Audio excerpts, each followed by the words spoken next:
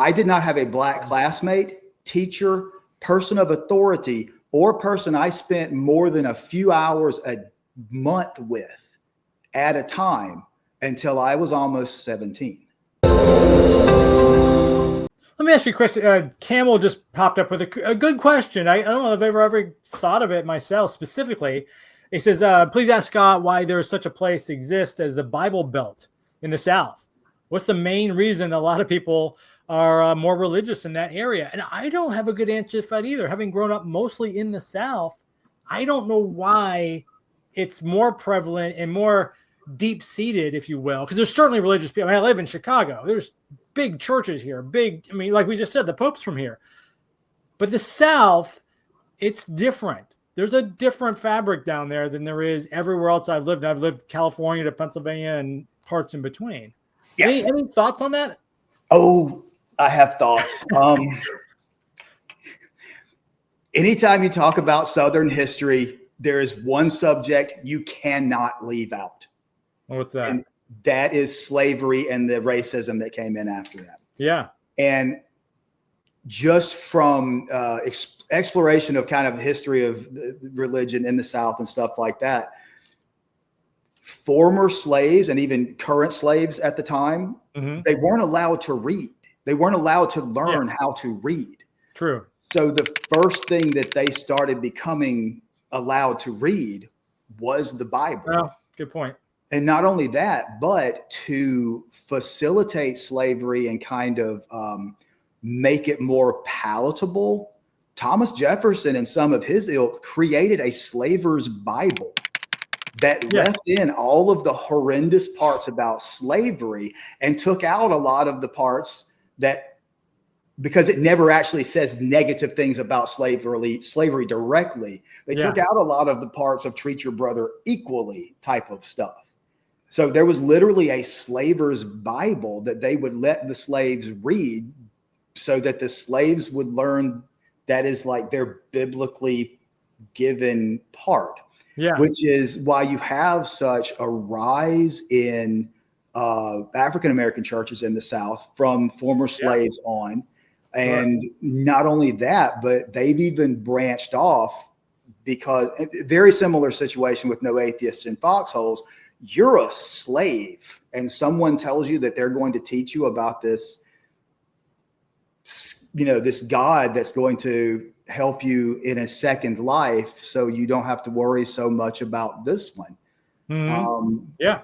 Which gave, now we AME churches, which are African Methodist Episcopal churches. You've got a lot of specifically African-American historical churches for sure that are just the basis of a lot of their lifestyle and culture. I went to high school at the grade above me in my grade. Out of like 50 people, we had 3 preachers.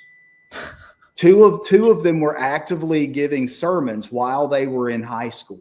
Oh my goodness. So yeah. It's funny you mentioned slavery. I went to a meeting 2 weeks ago or so with here in Chicago for Black non-believers.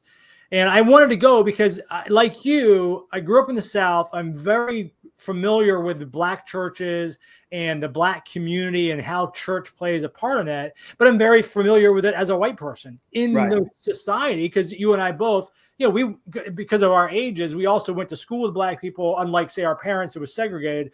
We didn't have that. Certainly not in Florida where I was, because it was a bigger crowd. Oh, I did. What's that? Well, you had a small town, right? So no, it wasn't just a small town. Separate schools through the 11th grade, through the beginning of 11th grade, I went to a private school that was established in the late 60s. It was it was an all-white anti-segregationist academy. Oh my goodness. That to this day still has never had a Black student in a county that is 47% Black. Yeah. I did not have a Black classmate, teacher, person of authority, or person I spent more than a few hours a month with at a time until I was almost 17. Wow. I went to public school in Jacksonville, Florida, so didn't have that experience. My little brother actually went to a private school that was like 8 people in his class, so it was a little Right. different. But before that and after that, he went to regular school. But where I was going with this earlier, that's still very surprising. But when I went to this Black non-believers group, it was very interesting, the conversations that they were having, because unlike you and I, and I've said this before, and it's not new, I didn't make it up, where the white privilege that we have allows the atheism that we like to say out loud to kind of be a little easier. We can get into what our challenges are. But when you're Black, that's also, and one of the questions they were asking one another and getting just a person's opinion was, did you feel you were losing your Blackness by leaving the church? Because, and one of the guys that was in the group, he's like, if you think about it, all of the famous Black leaders from, say, Martin Luther King all through today are pastors. They're Reverend. The Reverend Al Sharpton, the Reverend Martin Luther King, Jesse Jackson, and not even Christian, Malcolm X. And Malcolm X, exactly. You can, and that, some of Malcolm X and Louis Farrakhan. Still, though, the religion and, of course, the civil rights era in the 60s here was born in churches. Yeah. So to leave that, they're giving up quite a bit outside of, say, you and I. We gave up things, and some people have to give up a big social network.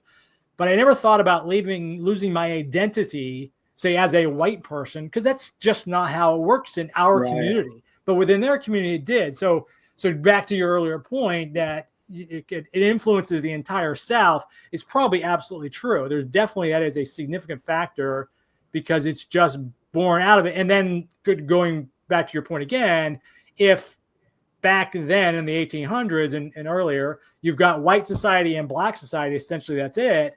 Well, if one is trying to keep the other one down through religion, then they're both strong on both sides, right? One's just trying to survive with religion. The other side is trying to keep them down as an ulterior motive through religion, but they're both picking religion very, very strongly, and it just gets ingrained, where it maybe wasn't that much later up in North. So it's interesting. So I think it was Ugar asked that question earlier. That's a really interesting question. I never thought of it myself.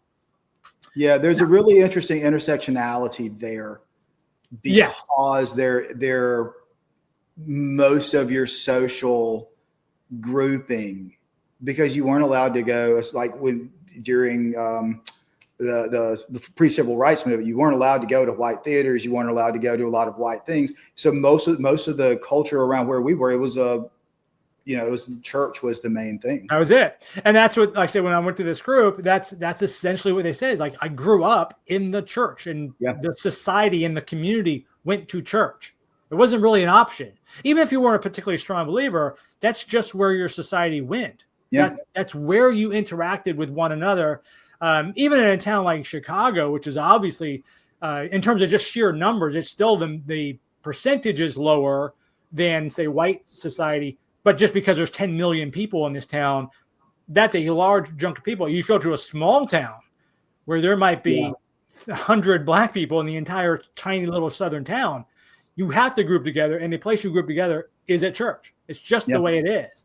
And to say no to that is a big, big decision. I'm trying to get a couple of these people that I met that I've become a little friendly with. I want to get them on this same thing, because it was a fascinating conversation. Because again, as a white person, I can only assume so much, and then I'm lost. I have to find out from the person who's lived it. It was really very interesting.